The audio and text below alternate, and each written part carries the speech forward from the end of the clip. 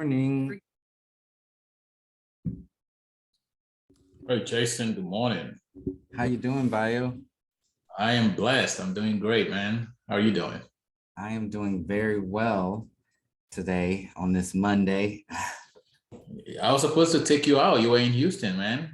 Oh man, I was really only there for overnight. I came down. My grandmother was having an event at her church, Oh, and nice. she wanted the whole family to be there because it was the church's anniversary, so they were honoring like the founding members, Mhm. and my late grandfather was one of those founding members. So she wanted Gotcha. us to all the family to be there. That's awesome. That's cool. How was your weekend?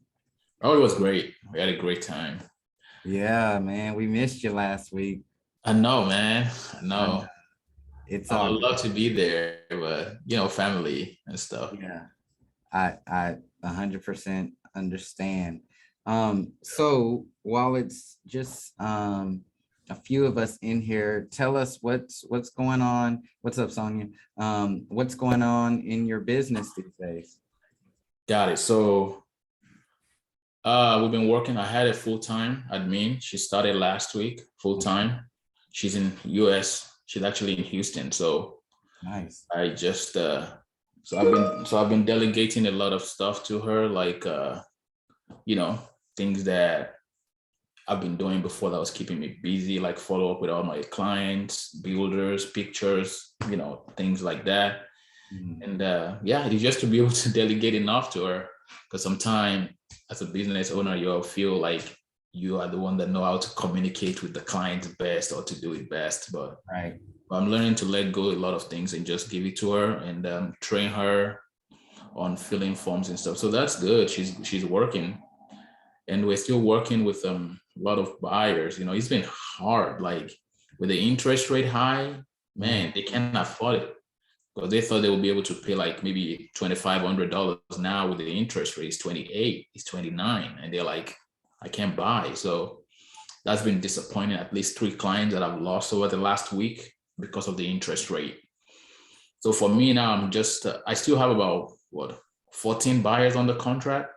Mhm. But by the time we close, I'm like, okay, some of them are gonna freak out because it's an investment property. Now, you know, the Yeah. the property cannot pay for itself like they thought it was going to be. But when we get to that river, we'll cross it. Let's see, you know. So I'm just pivoting my business a little bit now to say, how can I work with more sellers? Okay, Mhm. how can I work with more sellers? And I'm thinking the best way to do it now is to reactivate my Redex and you know, try to focus on getting sellers at this point rather Yeah. than, because my business was built on buyer referrals, and they still continue to come. They still come every single day. But the thing is, with the interest rate being high, it's, they might not be able to afford the payment. So I'm pivoting to sellers to try to learn the best possible way to garner seller leads and be able to help them sell their home. So that's what I'm doing right now. I'm working on. Okay. Yeah. With the sellers, probably the biggest and easiest opportunity is going to be those ones that are not located here, so who are not actually living in their homes. The reason I say that is, a lot of sellers are just afraid to sell right now because of where they're going to go. And that's truth of the matter. Not that they don't want to sell, because a lot of people know that they can get good money for their property, but it's kind of like, where are they going to go? Then they're going to be put in that position to where they're competing, overpaying, things like that. So it's a worry, kind of a fear of them. But for those absentee owners, we're seeing real opportunity with them. And the cool thing about Redex, or most things that you'll see, those types of services that offer that, is they'll give you the seller's address. So not only the property address, but also the seller's address. And with that being the case, you can kind of see, okay, this seller is not even living at the property. So they're probably already in another home. And then, kind of go for them. But something I am curious about. So you've had your assistant for about a week now. What specific tasks currently do you have them working on? So so last week I was a little sick, so I didn't really work on a lot. It was Friday that she really started working. And one thing she has worked for me on is all the contacts of my clients already on the contract, give her their information, the buyer's information, the builder's information, title company info. So every week she's updating them. So she's calling the builder and calling the client, telling them, no, hey, this is the update on your home. This is what we have scheduled. Mr. Buyer is going to reach out to you. But at least they know that they've gotten something from me already, my clients. So touching bases with them. Number two is all the clients that I've closed previously, I have not been doing the monthly gifting and the letter of the heart. She's going to be handling that. So to set them up, monthly gifting to all clients that would ever bought from me, whether it's whatever gift we decide to give them. So she's setting that up as well. And I'm showing her a couple of other things like making videos for me. So going to property model homes. So we have a new community coming up. I want her to go to all the model homes and make a video of the model homes and collect cards for me for all the builders out there. So when a client says they're interested, we don't have to go back there. This is the model and these are the builders' contact. Now she's able to pass that on to me. I pass it on to the client. So, and as time goes on, I'm going to be delegating more tasks. I have to go back to the Power Unit videos to know, okay, what were some of those things we've talked about before in those videos, and be able to write them down and just delegate all of them. So I can just try to focus on income generating activities as possible and not be, busy with being busy and not productive, Yeah, well, those are, even the ones that you have them doing, you have her doing already. I'm sure they're freeing up time already for you, right? Right. Yeah. Absolutely. Nice. Awesome. Sonia, how you been? Oh man, things have been going great, Jason. Things have been going really, really well. I'm excited. I've been spending more time in the real estate office, and that has been paying off in spades. I tell you that, because then my brokers, they think about me when I'm there, and they come put the leads on my desk instead of doing them themselves. They come and hand them off to me. And one of those, just from last week, I was able to, they just wanted to look at a house that one of my brokers had listed, called them up and found out that they have to sell first. And so obviously they weren't going to get that house, but I met her and at the house, then took her for some chips and salsa. And by the end of the conversation, I had her on both a buy sell. So that's, I'm real excited about that one.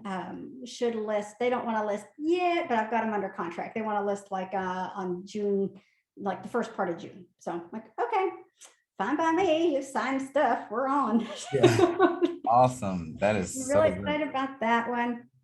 I've got another one that I'm going to list soon.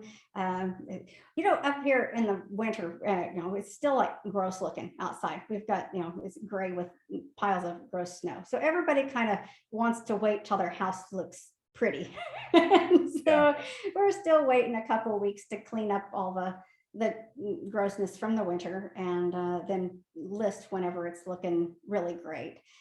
A lot of people up here aren't doing open houses anymore because they just go so fast, but I'm planning on doing open houses for both of these because my goal on those is not necessarily to sell them right then to somebody walking in the door, but to get those people as buyers and contacts. So I'm looking at that. So I'm real excited about those. Those are my first two listings. I've done lots of buy sides, but I'm really excited about that. That's amazing. That's awesome. The fact that you're getting listings in this market, It is. And one of the things that really sold the people that that are upsizers, the ones that I'm listing from my brokerage, they, I put a contingency on their contract that says that they need to find reasonable housing by and then such and such date. So I think once we're under contract somewhere, or with the house, that will be not such a stumbling block. And I said, they can move into their brother's basement. That's fine, but we want to try to give it a shot at not having to move into the basement. Right. And but we're going into the time of year where it's a little bit, there's more coming on the market, every day there's more and more coming on the market throughout the summer. So this is their best chance to get a place. Plus they're in the 500 range to buy. So their houses, they've got like 200,000 in equity in the house and selling at a point of 425.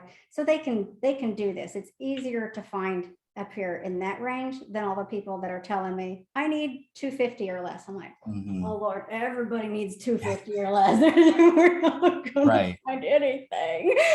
So I think that one will go. I've also got prospective people that I'm meeting with that I have grabbed off of Facebook groups that they just mentioned that they're moving to the area. And so then I'm reaching out to them saying, hey, I've been helping people relocate from such and such, all these areas, as far as the Netherlands, trying to, show the value that I have as somebody who's from around here. And a lot of them say, oh, well, I'm looking to rent. And I know good and well, there's no place to rent. So I'm like, well, let's just talk and we'll talk about what the area is. And I'll, just chit chat about moving here. And then within those conversations, I've been able to, get them to very seriously look at buying and talk with my lender that I really like. And so if it doesn't work out with renting, then we're ready to move and look at buying. Yeah, for sure. And I'm curious, and this would be great for everyone to know. So those people who you're attracting out of these groups, what types of Facebook groups are you in? What's the subject of them? And well, one of them is specific to the parents of the students that are coming to live at the boarding school that I'm at full time. So they're people that are moving from somewhere else to come be here for their kid. But then I also am part of like rental groups in the area, just buy sell groups. And then there's one that's just like overheard in Traverse City. It's like this big general, usually a gripe fest, but people the tourists, everything's griping on there. But some people do post that they're moving here. And then half the people say, you shouldn't move here. But people are so mean. But they're all like, there's too many people moving to this area and we don't like it. They're bringing money here. But so I'm reaching out to them and saying, hey, I've got something to offer. And instead of approaching it like most of the realtors who jump on there and say, hi, I'm a realtor and I can help you buy something, I'm approaching it a little different, as in, hey, I've lived in the area. I'm a transplant myself, and I love to help people find out about the area. Let's chat. Nice. I love it. Trying to go from a non-salesy standpoint instead of I'm a realtor, sign with me. Right. Well, you got it going on. I'm excited. I'm really excited, Chasten. I love it. Welcome, Lacey. Is it Lacey? Did I pronounce that right? Yes, you did. How you doing? Welcome to Power Unit Coaching. Thank you. So, I guess you could start by telling us a little bit about yourself, who you are, what markets you serve. Okay. Experience.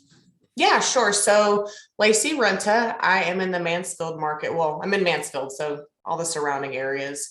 I actually just quit my job in March to go full time. I guess the end of February. To go full time. So I've had my license for 2 years, but I really haven't been actively like trying to get clients. Yeah.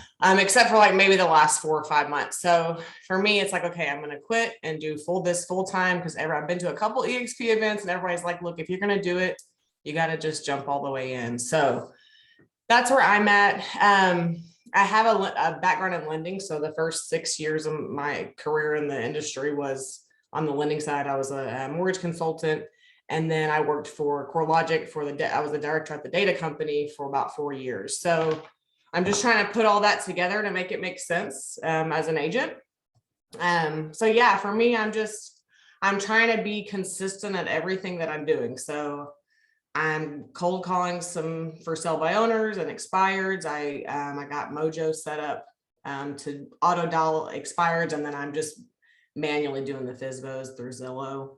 I'm trying to farm my neighborhood, be involved with as many events as I can be. I've sent out some postcards, and then I'm going to start doing like newsletters. I think quarterly is my plan there. Okay. I've been signed up on OpCity for a little while, so I've closed actually 2 of those deals, which is nice. It's a big split, but it's still, I mean, it's good, to get the experience and stuff. Let's see what else. I just started doing TikTok. I actually took a course that Amanda did because I'm like one of those people, I'm just not a social media person. I literally just got Facebook like a year ago.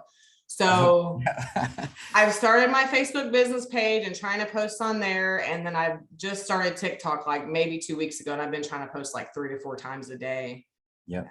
So just trying to be consistent with all of those things, and hopefully some stuff will come through. So Yeah, for sure. And I'm really glad that you said that about the consistency, because honestly, with all of this, it's just about however long you're consistent with it, even with TikTok. But a lot of these real estate activities, so kind of our Power Unit DNA, and we're really tapped in and big on getting referral business. And so the consistency of, like Bio mentioned, one thing that we do is send out monthly gifting to all of our past clients. The consistency of doing that, next thing you know, you have this snowball effect of referrals coming in. We also do a lot with referral partners. So the consistency of every single Friday reaching out to referral partners. And a referral partner, I don't want to minimize that to just like a mortgage lender or an insurance agent or anything.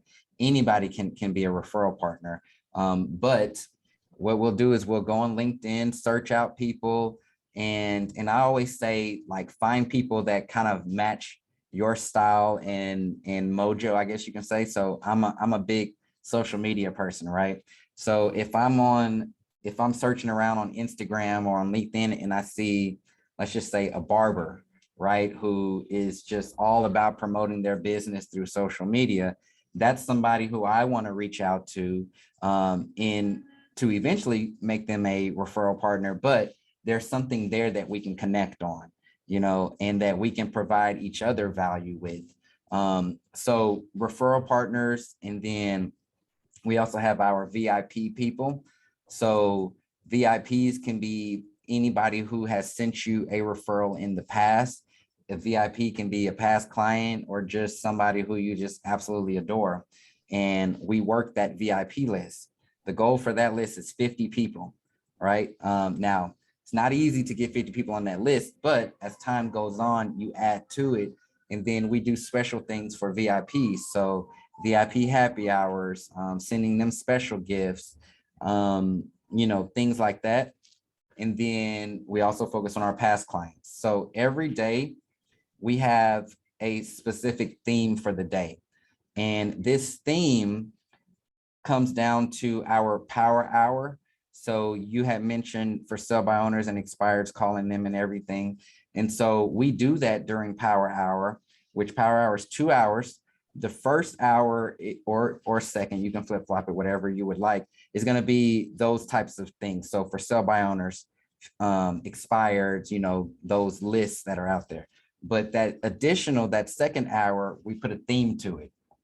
So on Mondays, you're calling your VIPs, right? And it's just a simple script that we subscribe to, where you're just asking them about their family, how their job is going, if they're doing anything, if they've done anything fun lately, and then dreams. So whatever is kind of coming up, so whatever holiday or something that's coming up, you just ask them about that.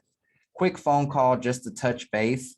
And depending on the size of your list will kind of determine how many you actually call that day, because you want to just hit them one time a month. Okay. So we do that on Mondays. Tuesdays is your current client. So everybody who you're currently working with.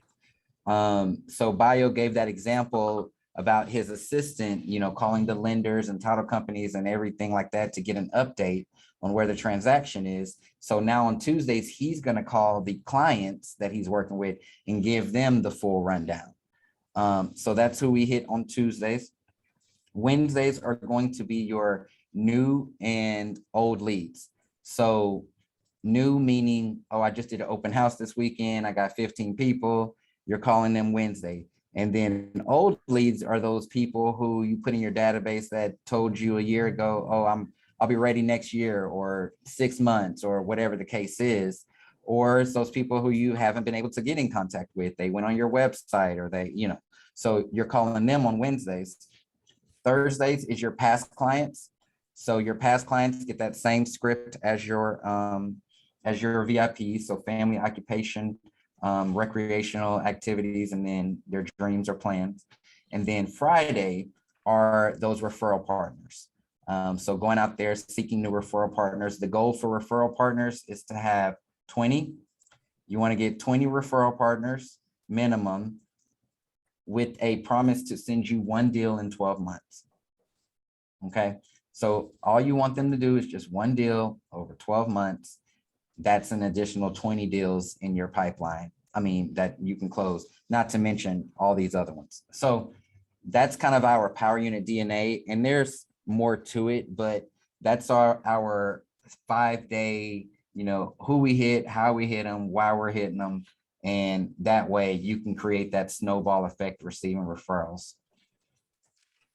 Awesome. But yeah, and if you keep coming to these calls, there's definitely more that comes with it, but that's a good baseline to get you started. No, I love that. Thank you. I've got all the notes here. One quick follow-up question to that. So referral partners, when it comes to other agents. So I've got a potential client that is moving. Well, he lives in Killeen and needs some help out there. I just happened to close a deal with a lady that sold the house for the buyer that I had in Dallas. Okay. So when you're doing referrals with other agents, what's the standard fee that you charge for referrals, like back and forth? So I do 25%. Okay. Now, if it's an agent that you're probably going to be doing a lot of referrals with, you can definitely take that down, make it something that can work for both of you. Okay. But it's completely negotiable. 25% is what I go in at. And then if it kind of comes down, you know, between negotiations, I don't go any less than 15% though. Okay. Okay, perfect. Thank you. Yep. All right, Kiera, good to see you again. Kiera, Daniel, they were both at the event. You can brag about it if you want to, but you know, how was your last week? My last week was amazing. The event changed my life. Let me just start there. I did get my new listing in escrow while I was in Dallas, so that was good to come home to. And my brain is just trying to process everything that happened in Dallas, and really trying to put those things in action in my business. And if you are not there, you need to be there next year. That's all I can say. Awesome. What about you, Daniel? All right, can you hear me? Yep. Yeah, it was cool. I really enjoyed it. I'm actually gonna be going to Dallas pretty soon because I'm gonna do the Toro there with my nephew. Nice. Yeah, I mean, I'm gonna be honest. I came in, I knew they were gonna talk about Turo and some other stuff, and like I mentioned before to you or other people, I was like, I know I can do a lot of stuff, but the question is, do I finish it? You know, I can start this and start that and start this, and that's my hesitation. Is that I'm juggling all these things, and you know, I might not finish any of them. So I came in there kind of with my guards up. I ain't gonna lie. So you know, they're talking about the boats. I was like, it's a good deal. Here in Galveston, I can do a fishing boat. And then they talked about, you know, Airbnb. I got 2 rentals already. So I'm thinking, yeah, I got to get into that Airbnb game. I've been hearing it too much, but you know, start having all these doubts. And then they talk about Turo and then the podcast, right? I have a podcast room right next door. I'm thinking, yeah, I got to do that too. You know, I'm like, damn, I got to do all these things. You know, I want to do it all. But as I started thinking about it, it all makes sense really because you know, I think it's one of those things going on in the world right now. I mean, you know, it's a trend. You know, people are renting cars and boats and houses, and it's not just about, you know, the big companies. So I definitely don't want to miss out on that wave. And it's really simple. You know, it's just Oh, you simple. It's froze just on. actually doing it, and it's really more. I don't. Can you hear me? Yep, you're good Did it now. freeze? You're good now.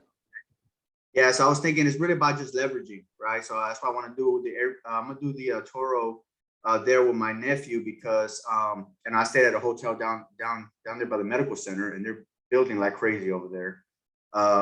They live in a nice condo there, or some townhomes condos. I don't know what they are. So a bunch of parking. It's like a perfect place. He's already working for Sewell Cadillac, which I have a Cadillac CT5, which I was telling him I already know what it costs to lease and rent that thing.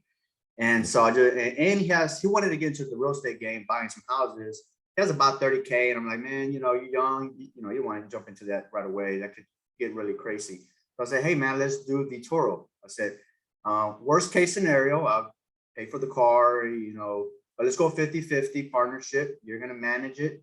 You're going to deliver at the airport because the airport is nearby, Love Field, literally nearby. So we're going to upcharge the delivery. You're next door, you're young, you have friends that go to college at BSU or whatever it's called, Baptist University, or what it's called? Dallas Baptist University. Yep. DPU. And so I'm gonna go out there, I'm gonna do that with him. I like the guy who did the Airbnb because it's funny because last event, I don't think he had that many properties when I spoke to him last event. Nope. Yeah, so when I was talking to him, I was glad to see him, you know, coming up.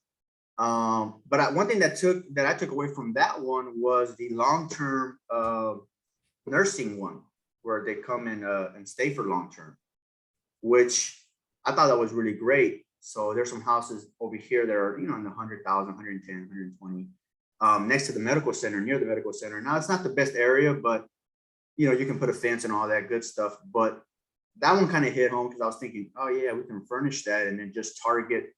You know, Houston is one of the biggest medical places. A lot of people come over here from around the world. And Yeah. so, you know, you got, you know, nurses, traveling nurses, doctors, maybe you have patients that have to be here for 6 months, 8 months for, you know, medical reasons. Mhm. I was thinking, man, that one be a good one to get into. I already got 2 rentals. I have already a partner set up.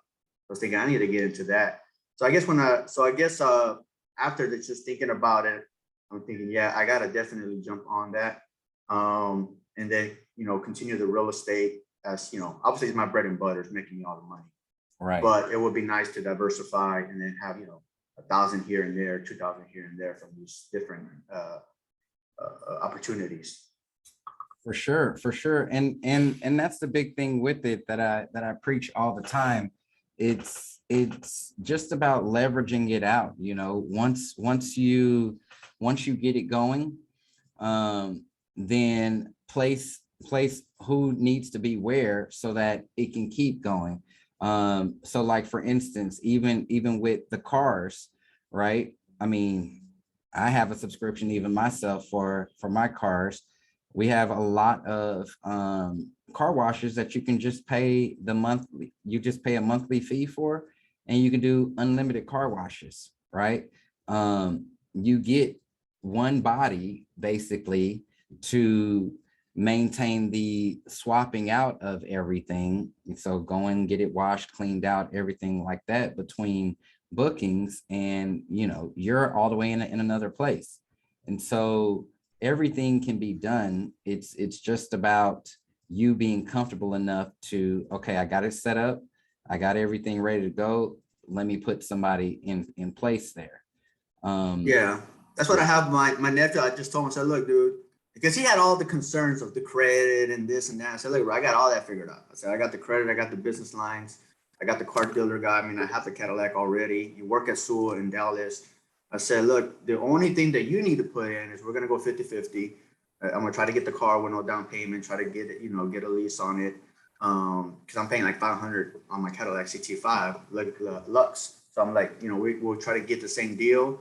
We'll lease it out over there, but you have to, what you're gonna have to put is some of that work, go and, get it washed, picked up, delivered, and all that stuff. In the worst case scenario, if you're nervous that it's not gonna work out, but then I'll just take over the car note. Once again, I'm giving you a little out, so you won't be afraid. But I did tell him you can do it by yourself and you make all the money. I said, or we go 50-50 and you lose half of the money. And so he's all like, no, let's do 50-50. But yeah, I think that's what I'm learning in this season right here in my life, and real estate as well, is leveraging. Because while I was out, I had an agent doing showing houses and making offers, which they did. Right now, I have 3 buyers who want to see houses. They're out, my agents out there doing all that for me. So now I have a lot of free time on that. My rentals, when I was out of town, my brother was, we had a little issue with one of the rentals. My brother was out there taking care of that. While he's out of town next week, I'll be taking that. So I feel like in this season right now, I'm really learning to leverage on, all these activities, which at first, I was, as I was hesitant for a long time. Like, I got to do it my way. I got to do it this way. And if it don't get done, so now it's like letting them doing it. And it kind of just opens up and gives me an opportunity to explore other areas. But yeah, it's great. It was a great event. Like I said, I did have my guards up, but I left with, really getting motivated and just kind of, stepping out again, just like when I first started full-time real estate 2 years ago. Right. Awesome, man. I love it. And Kiera, what name did you come up with for your podcast? Hold on, now I didn't forgot it. My bio. Oh my gosh. I have it on Instagram. Okay, Purpose Isn't Pretty. That's the name of it. I love it. Great. Oh man, that's actually better than all the suggestions you gave before. I really like that. Thank you. I'm ready. Awesome. All right, Jesus, welcome to Power Unit Coaching. How you doing? Hey, good morning, Chasten. Thank you guys. Doing great, man. Just actually got on here a little late. I had it on my calendar and got caught up cold calling, and I was like, man, let me just join this call and join this meeting and see what nuggets I can take away from it. It's always a learning curve for me anytime I, join your clubhouse or just, any type of, mastermind. Actually, speaking of the one you guys had last week, I really wanted to be there. I planned for it and had some closings. So I was like, man, I'm going to have to go attend to these clients out in East Texas. And so I had to skip out on the one that you guys had this time around, but definitely look forward to any other ones you guys have. For sure. So since this is your first time coming in, just give everybody a quick rundown, who you are, where you work, what's your experience in real estate so far.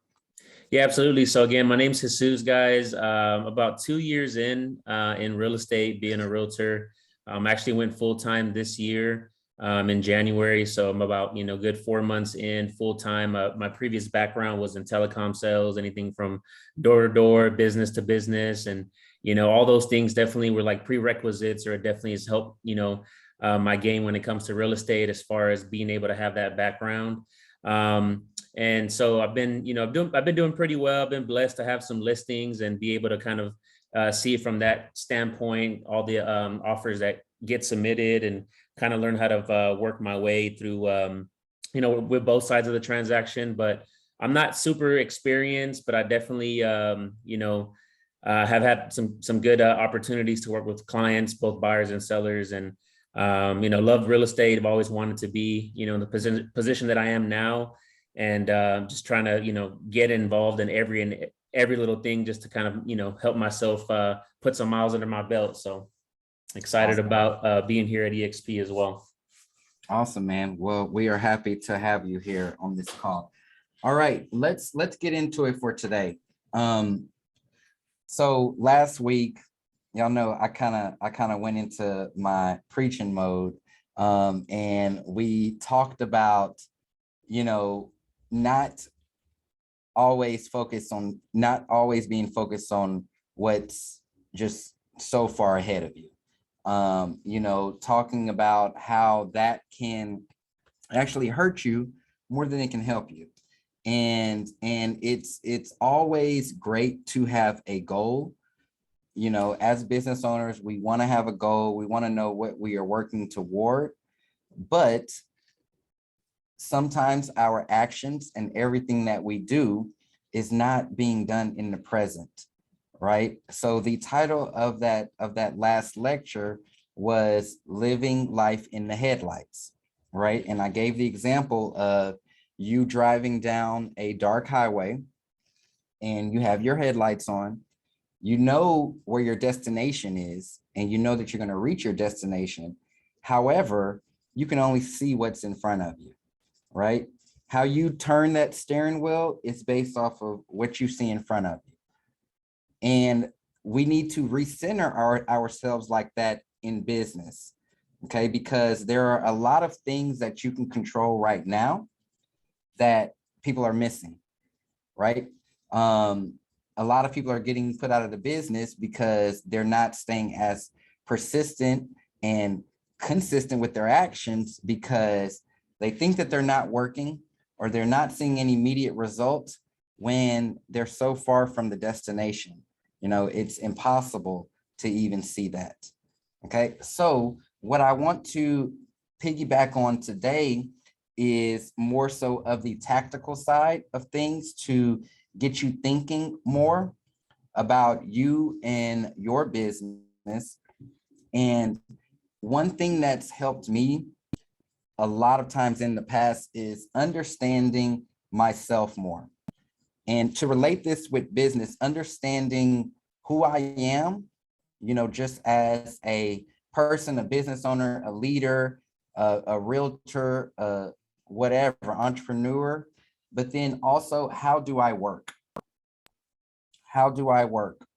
And just to give you a little history, I used to be that guy that wanted to do any and everything, meaning anything that had to be done in my business, I didn't think anybody could do it better than me.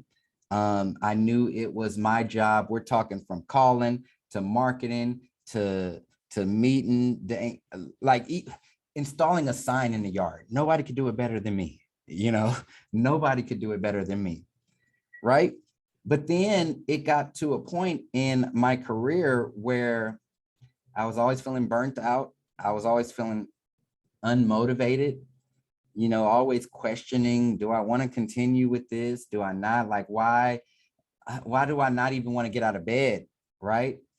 And turns out, and what I came to was I was doing a lot of things that I didn't enjoy, right? I was doing a lot of things that I didn't enjoy, and I was starting to resent like just the whole job as a real estate agent as a whole. But I discovered that it doesn't have to be that way, right? It doesn't have to be that way. And you can actually be better, make more money, do more in your business once you actually understand and you're clear on who you are and how you work. Quick question. Have you all taken the DISC test, D-I-S-C? Have you taken that recently? Everybody knows their profile numbers. Okay, Lacey, you're gonna want to take that assessment. It's free. You can actually take it on the Tony Robbins website. So if you just go to Google, type in Tony Robbins DISC test, D-I-S-C test, it will, you're gonna take that assessment. It's a straight up personality assessment. Then it's gonna give you your score. So it's going to give you a combination of letters, or it may just give you a single letter. It may say you're a high D, or it may say you're a IS or something like that. And then what we do as business owners is we analyze that to specifically the real estate industry. Okay. There's going to be a lot of text in that PDF that they're going to send you. Read it. It's all beneficial. It'll tell you some stuff about yourself that you knew, but you didn't know. And then you'll have some, oh, that makes sense moments. But it's really good to take. And actually anybody who starts working for me, so anyone who I'm considering hiring is required to take that. Okay. Because I need to know who they are and how they work. And that's how I'm able to make sure that everyone is as productive as possible, because people are working on things that they enjoy and that they are good at.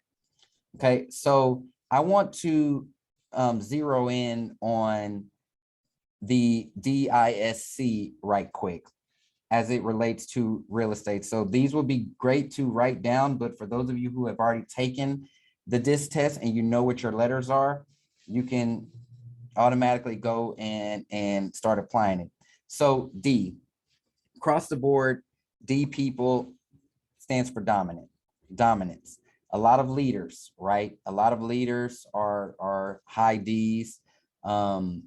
Typically, depending on what you're hiring for, you're not going to hire another high D.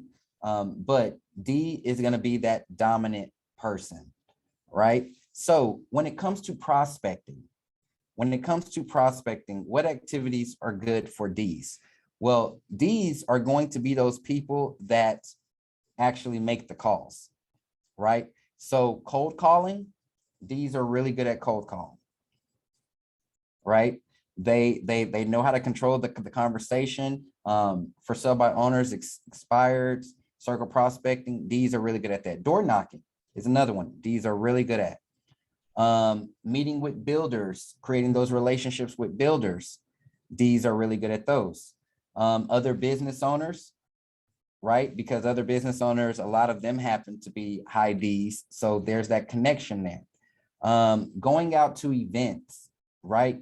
If you're going to hire in any of your businesses somebody to go out there and represent you, like at an event, Ds are great for that, right? Now, one thing about a D, and this is the tricky part about bringing on a D, because most people will tell you, oh, they're just going to try to steal your business, right?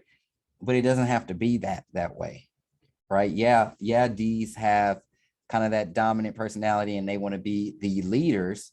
So you bringing on a high D into your business, what path do you want to take them down? You want to eventually have them ending up in a leadership role, i.e. your team leader, or opening a branch office or hybrid team for them, being your sales manager, things like that.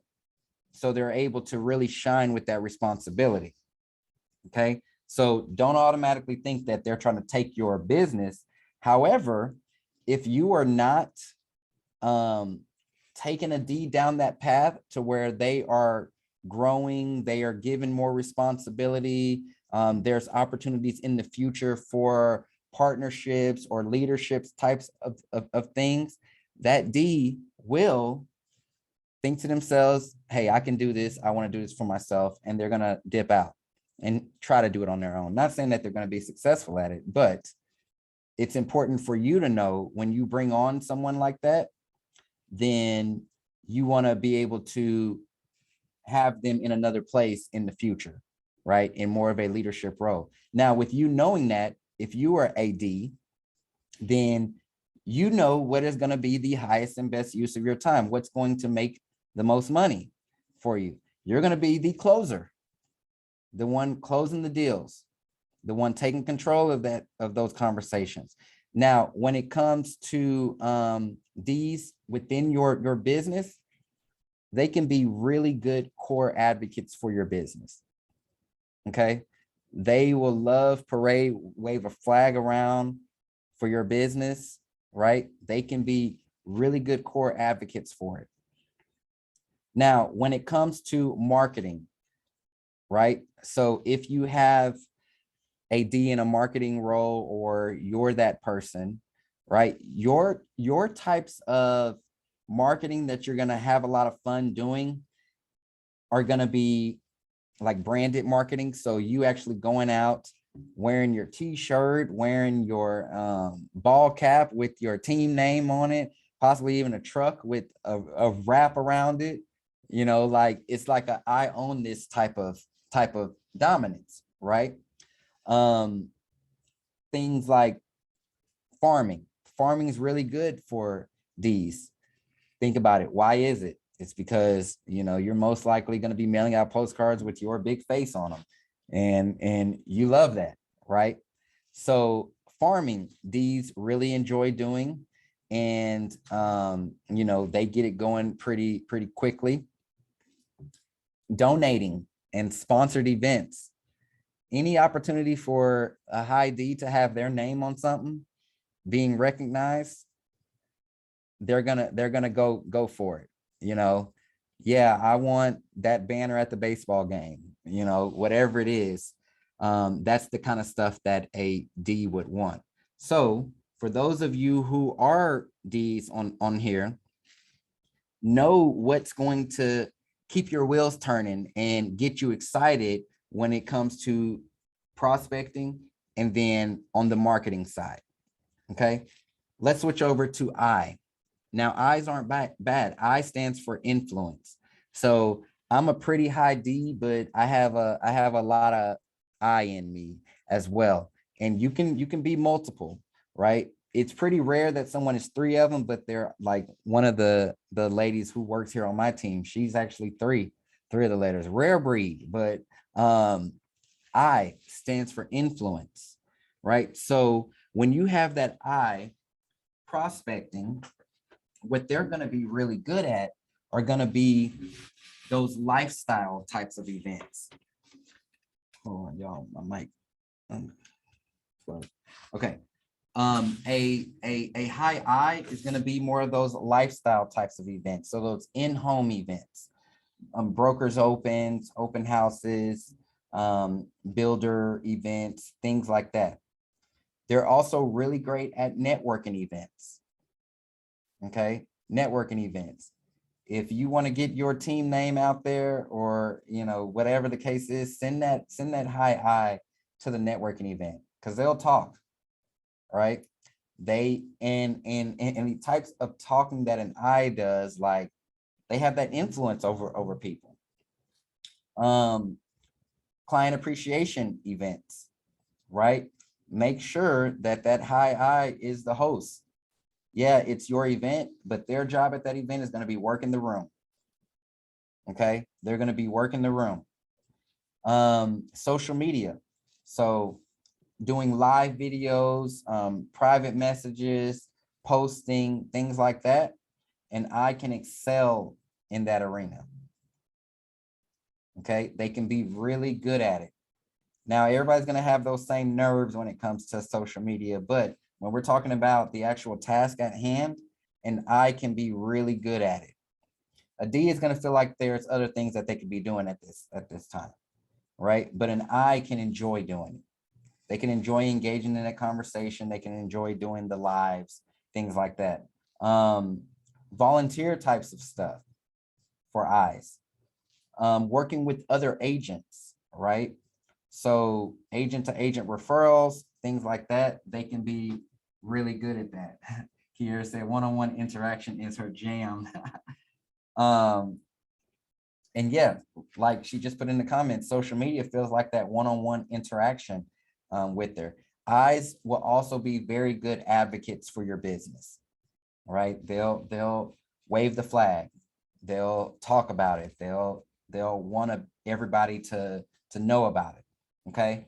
Now, when it comes to the marketing for them, they're going to be really good for your client programs. So like the gifting, the referral programs, the events type of thing, they're going to be really good for that type of marketing. Okay. Swag type of stuff. So cups, bags, pins, all that kind of stuff. They're going to enjoy having that, giving it out, things like that. Car wraps, like they can be that cheerleader for your business. Okay. So S. Now S people, they're just real steady people. Like they're just real consistent, real steady.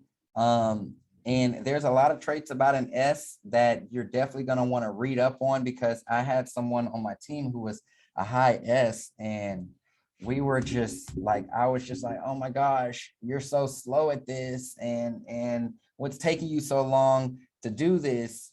When in actuality, S's are just real steady. Like they're very detailed oriented. They want to make sure that everything is the right way. They're going to ask all the questions, and they don't want to disappoint.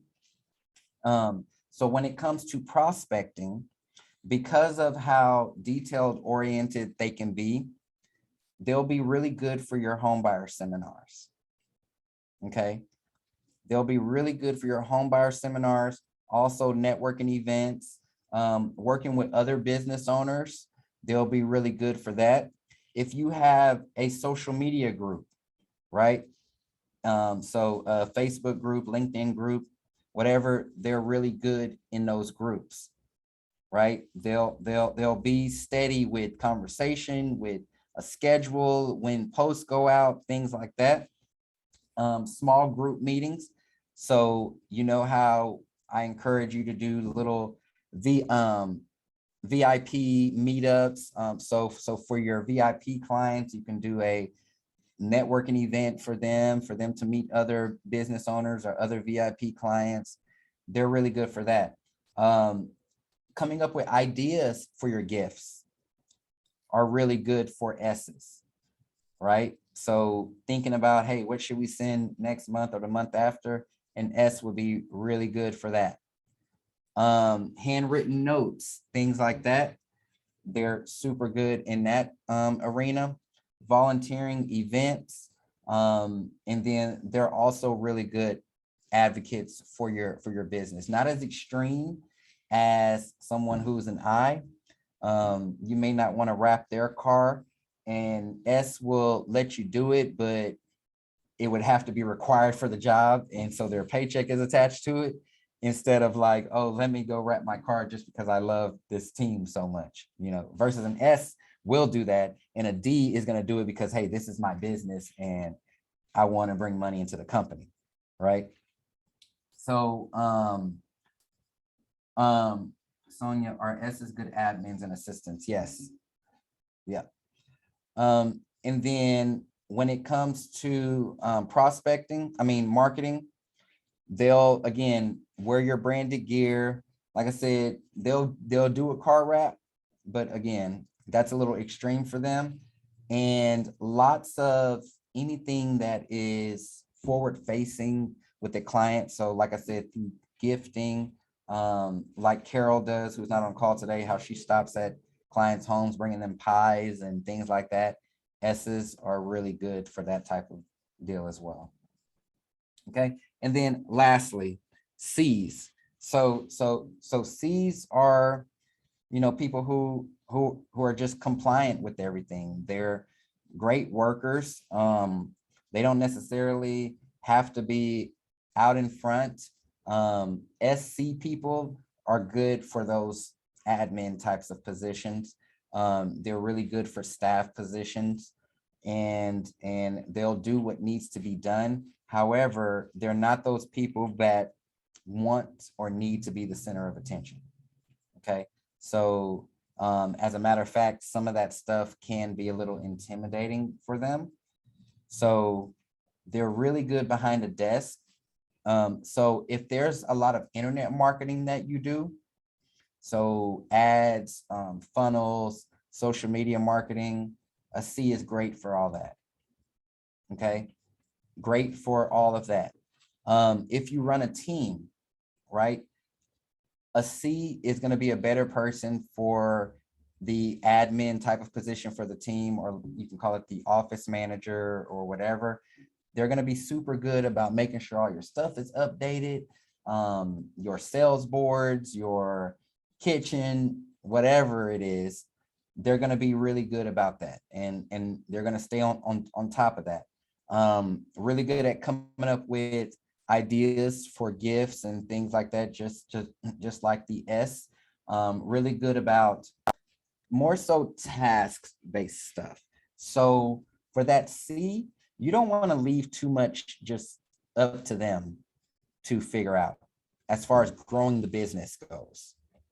Okay, so they're not that person that you're going to run to and say, hey, how do we grow our business?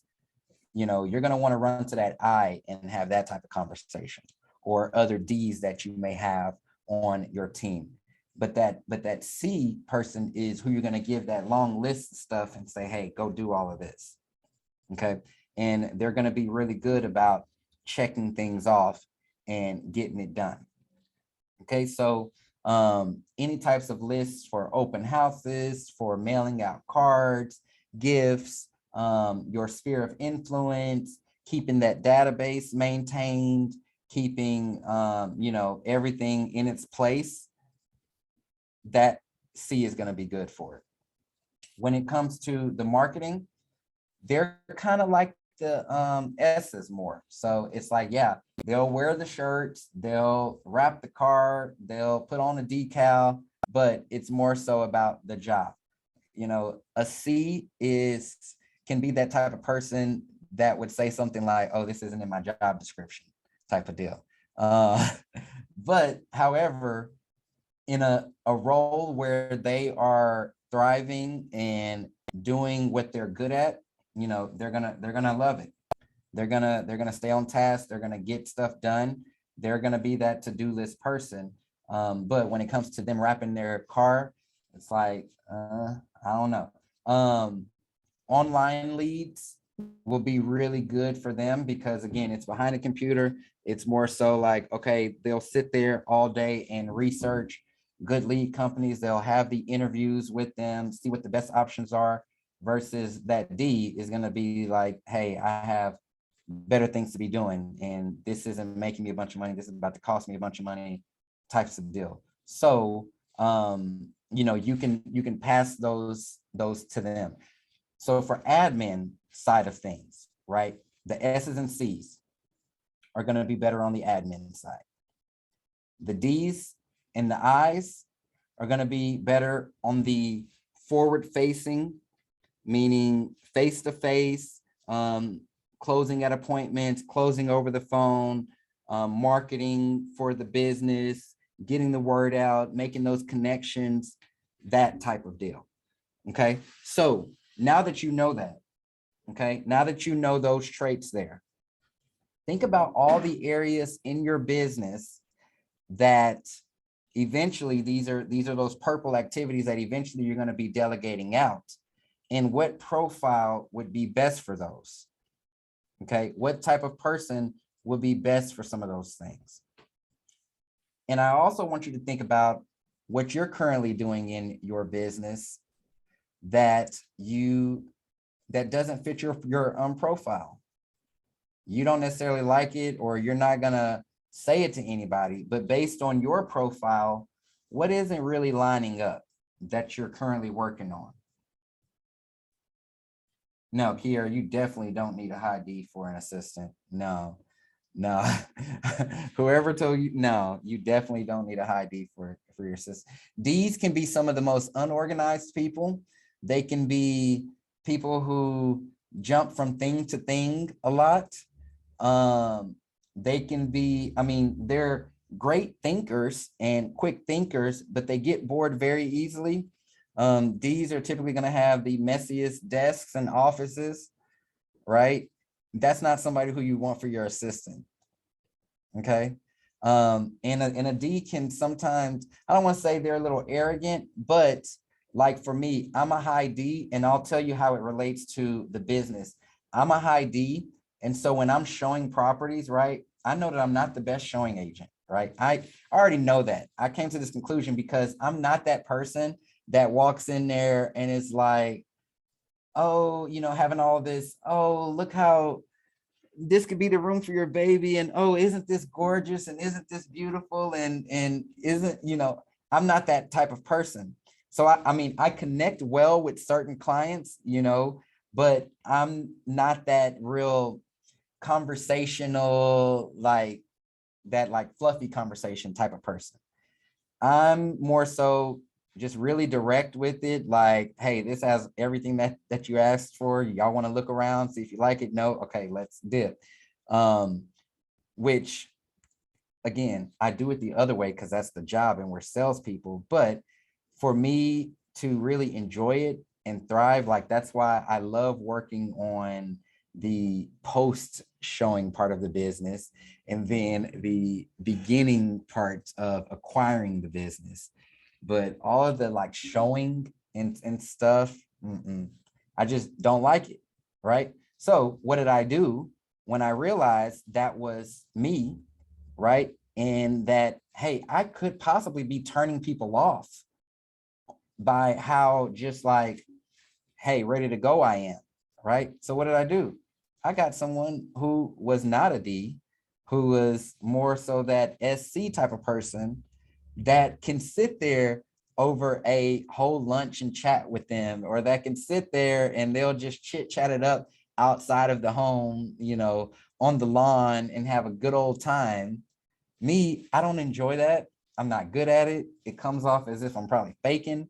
So what I do, I got a showing agent that fit better that characteristic to do that for me, right? But what am I really good at? I can be aggressive on the phone, right? I could be aggressive on the phone trying to close that appointment versus a S or a C, somebody tells them no and they're like, okay, I'm sorry.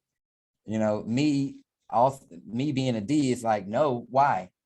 You know, so it's just little things like that. And there's a lot of characteristics as it relates to specific tasks in the real estate job description, I guess you can say. But I wanted to focus on the marketing and prospecting side of things, especially as a lot of you are gearing up to market for the summer, to get more listings, things like that. But you can also take these characteristics and see how they can work for you on the admin side, right? So for instance, someone who just wants to be behind a computer, doesn't care to talk to anybody, things like that, they'll be great as a transaction coordinator, right? Someone who's a high C, they'll be great as a transaction coordinator. They're going to make sure all the signatures are there, T's are crossed, I's are dotted, things like that. But they might not be the best on the phone for you, you know, versus that S or someone with an S and an I being in a more admin role that has to connect with a lot of your past clients, you know, maybe doing those update calls or doing those check-in calls, seeing how people are doing, taking people out to lunch, to coffee. That's those people. Okay. So know this not only about the people who you're bringing into your business, but know this about yourself, because as time goes on and as your business grows, you're going to want to quickly put other people in some of those tasks and some of those positions. Okay. So that way, not just to save you from resenting it or getting mad about your business or unmotivated, but to help your business scale. Okay. To help your business scale. That's the most important side of this.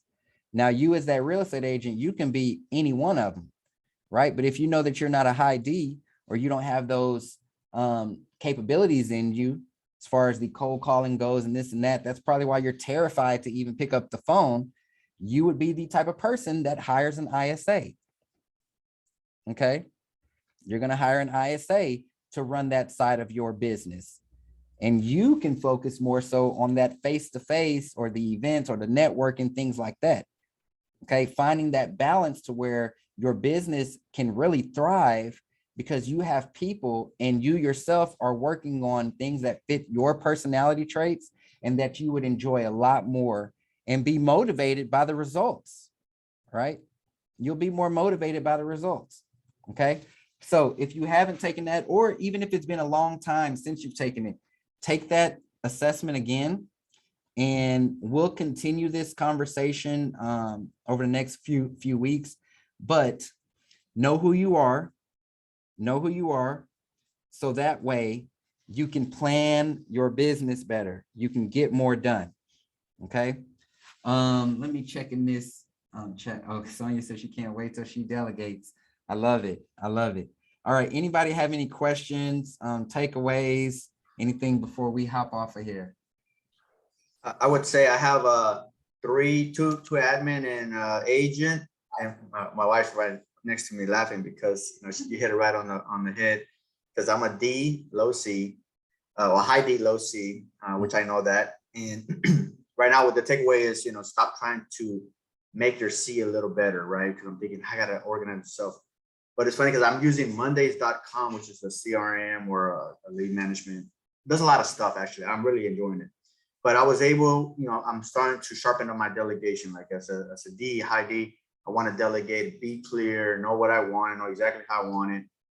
And so I'm using that, a task, it assigns tasks with their names on it. And I've been doing that, a couple of weeks now, maybe. And my wife, she's a SC. My other assistant, she's a SC. But it's funny because earlier you were saying, for like, what was it here? For transaction coordinator, right? That's a big task. You can sit behind the desk and get it all done, but then you have to make those phone calls.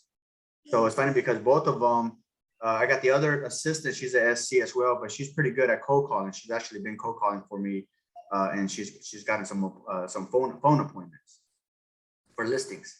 But then Nadia, she's also a SC, but I can see her behind the desk, but maybe not making that phone call. I don't know, but it's good because they can both kind of work together to make the whole thing work. I don't have any of these. I think the other agent that was with me, she was a high D and a high I, which is I think why we couldn't not really see eye to eye at certain things, and then she left. But like you said, if there's nothing that she's looking forward to, or the other agent that's a D or a high I or high D, if I don't have nothing looking forward to them, like they're gonna start their own team lead or something looking forward to it, I can see how they would not want to stick around for too long. Yeah, and Daniel, even with these, so with those ladies both being a SC, go back and look at their assessment, because there is going to be one on there that shows more dominant than the other. So like you gave the example of the one behind the desk, she may be more dominant in the C, and not as dominant in the S, and that can kind of, because I can see her, she's already helped. We already have, we're having a home buyer event on Wednesday. So that's the whole thing's set up. I mean, I got all the sponsors, the money, everything's set up. I can see, but I don't see her work in the room. I can see the other one, not really good behind the desk as far as like getting all that organized. But when the event starts, she was very, very active, ready to help. So I can see how they both can work together on these tasks. And I actually made one of their tasks is to work together on certain projects, because on the Mondays.com, I have all the events for the year lined up with all the tasks, and she did all that, and then I put them together and I said, hey, now y'all have to figure out how to get it done. And so when I come in, like tomorrow, I'm gonna do a presentation, like a mock-up, like they're gonna sit in front and I'm gonna pretend I'm doing the presentation. So everything's already set up, so I wanted them to work together. But it's true, because one could be a strong SC, and I'm seeing that with them. I gotta go back to the agent, because she's also a SC, but she's doing things that I feel like are not really a SC. So when she first did this assessment, she was a new agent, had no experience. Now that she has more experience, she's the one that went to the event. I don't see her being like a really SC, so I'm gonna have her redo it, because she might be like, I feel like maybe a high, SI maybe. I think that might be her, but yeah, that's good stuff. Yeah, definitely have her redo it. Yep. Anybody else? That's why I don't take a lot of buyers. Myself very early on, because I straight up told somebody, this is your 100th house you've seen. Do you want it or not? And then I was like, did I just say that? I was like, okay, I don't need to do that. I need listings. It's straightforward. Yeah. Can't do it. Yeah. Same for me. I'm 100% way better at listings. Way better at listings. Even everything that goes into a listing from the moment you get, even from the listing appointment, because it's still like that dominance there, and then you're controlling many actions in the listing. You actually get to put together a plan, like what's the marketing plan for this listing, and like, yeah, I enjoy listings so much more.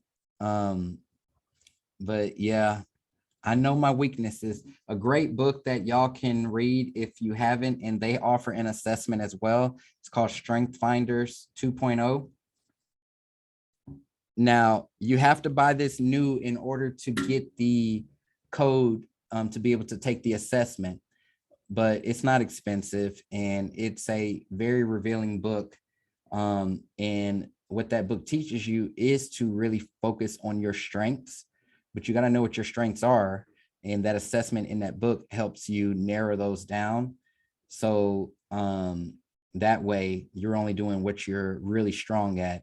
And like I've always said in the past, like I would rather try to get something that I'm an 8 at to a 10 than something that I'm a 2 at to a 10, right? Those I got a things. question. Yep. Tierney makes a lot of lists. I noticed that she had a lot of lists for her group and her team, and I'm talking about like that was like 4 or 5 pages. Do you have a list, or is there a list of like real estate tasks for D's and I's and S and C's? Have you made one of those lists, or do you know a resource? I haven't made a list that broke them up, but I have lists in the file vault. So of course I have lists for all transactions. I have lists for post transactions. I have lists for assistant duties, things like that, but I don't have it broken up like, oh, these are the D activities or these are the I activities.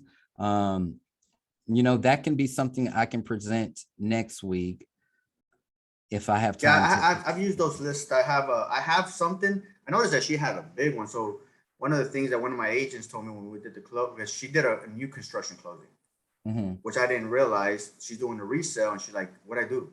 And I don't have a list for the resale. So something that Tierney has was a bunch of lists. So I was thinking, maybe I should focus my time on making task lists, and so I think that's why I was asking if you had one. I'll see what I can probably get hers from her. Okay, cool. And see. Okay. Jason, there was another test that I took one time I was given at work that really kind of broke down the way you approach things in your personal life versus your work life, because that can sometimes be very different, and where your DISC assessment might still be the same, but the way that you approach different situations can be very different between those two. I can't remember what the name of that one was, but that one was really good as well.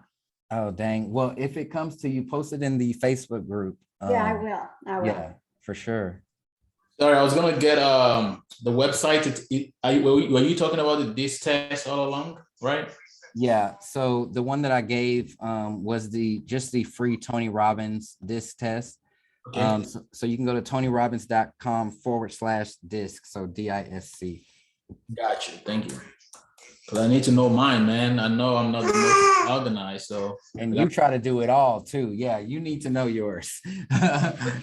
Let's it out, man. Yeah. All right, y'all. Well, go out there, make it a productive week. Reach out to me if you need anything or have any questions. All right. Yeah. Say hi. Awesome. Bye. Thank you. Bye. Bye. Oh, look at Bio's baby.